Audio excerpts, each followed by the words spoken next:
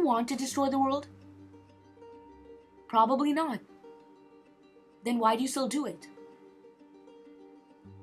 Today I would like to tell you a story. Listen closely. The story I'm going to tell you today is our story. The story of the takers, or the civilized people.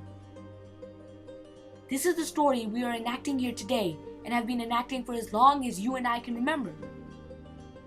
The story that is leading us on a collision course towards destruction.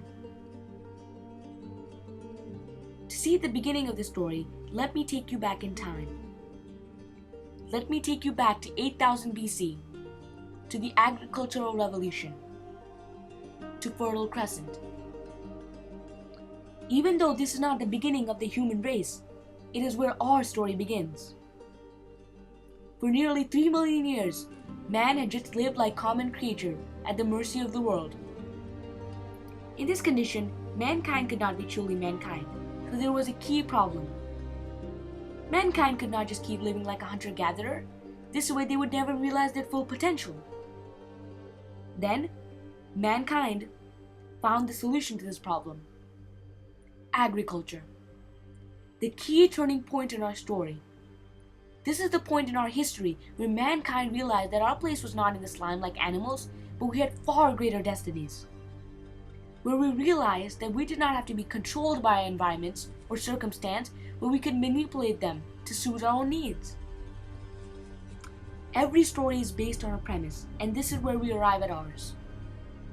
The premise of the taker story is that the world was made for man. So naturally, if the world was made for man, then it belongs to us and we can do whatever we want with it. After this breakthrough at Fertile Crescent, man was free of the restraints that had kept him in check for more than 3 million years. And his rise was legendary. Settlements gave rise to division of labor. Division of labor gave rise to technology. With the rise of technology came trade and commerce, and with trade and commerce came mathematics and literacy and science. And the rest, as you know, is history. Man was made for a grand purpose. He had to come in and put the world in order. However, the world did not just submit to his control, but tried to defy him. Thus, like a king capturing a kingdom, man went to conquer it. Going on, now we know that man's destiny is to conquer and rule the world. And he has almost done it. Almost. He hasn't made it there because the problem is that man's conquest of the world has devastated the world. Despite all the skills we have achieved, we do not have the knowledge of how to stop devastating the world. We consume our precious resources and pretend they're plentiful, and we pour our poisons into this world. However, the reason man has screwed up this world is not because he is flawed or wants to. It is because of the story he is enacting. Given a story that puts mankind with the world, he will live with the world. However, given a story that puts them against the world, they will live against it. This is what this taker story has been doing. It has made us act like the kings of the world, and now our planet bleeds at our feet, our victim. This is why we destroy the world. And this is the flaw in man. He is enacting a story that doesn't know how to live. And now I would like to show you what this story has done. It has completely destroyed the world, and now I want you to face reality. Every year, 13 million hectares of forest disappear. 40% of arable land has suffered long-term damage. Nearly 1 billion people are going hungry. 3/4 of our fishing grounds are exhausted or in dangerous decline. 1 mammal in 4, 1 bird in 8, and 1 amphibian in 3 are threatened with extinction.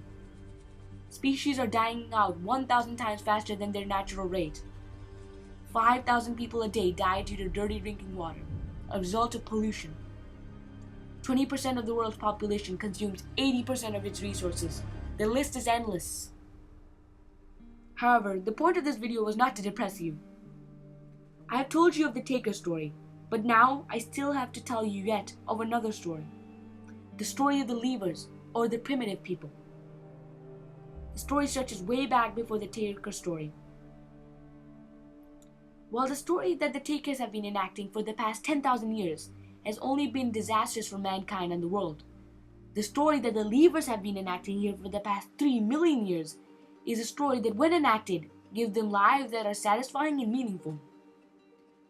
The leavers are the exact opposites of the takers. The story of the leavers is the story of the people who knew how to live in this world. The leavers knew that they had to live in accordance with the laws of this planet. And this is exactly what the takers did not do, for they considered themselves to be above it. The leavers took what they needed from this world and left the rest alone. They were the people who left their fates in the hands of the gods and knew to maintain their harmony with nature, to preserve this delicate balance of life. Every one of the leavers' way of living has been tested and refined over generations. They have wisdom on how to live, while the takers march on with the one right way to live that everyone must follow. The leavers keep passing down the knowledge about what works best well for people, but not for all people. Each lever culture is suited to themselves and their surroundings and their biology.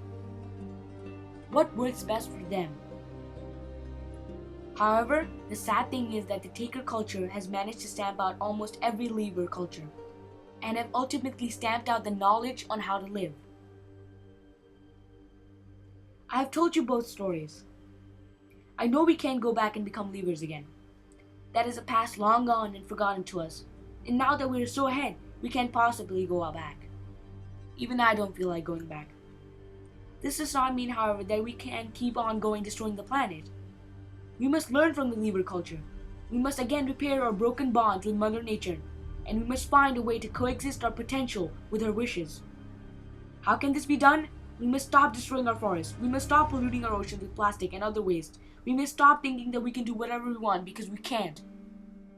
I have faith in mankind though. I have faith in our ability to think, to invent. I know we can invent efficient ways to live on this planet.